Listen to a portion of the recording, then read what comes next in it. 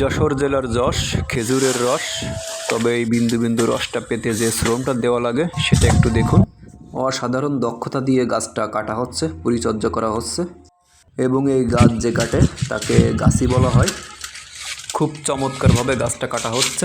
চাচা নিচে নামলে তার মুখ থেকে কিছু কথা শুনবো, সঙ্গেই থাকুন আপনারা।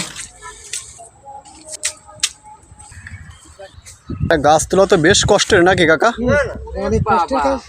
তো এই আমাদের যশোরের ভাষায় একটা কথা আছে, চাচা গাছ কাটে আর চাচি কয় পানি পানি। এই কথাটা আপনি কিভাবে বিশ্লেষণ করবেন কাকা, একটু বলেন তো। মানে এই যে কষ্টের কাজ মহিলারা তো পারে না, মহিলার নিজের তো মনে করে কি যে কত কষ্টের না জানে, আর পানির মধ্যে কাটিয়ে আসতে দেওয়া যাচ্ছে, তাই ওরা মনে করে গাছ চাচা গাছ কাটে আর চাচিকে পানি দেয়। মানে মহিলারা মনে করে একদম সহজ। একেবারে সহজ, কিন্তু আসলে সহজ নয়।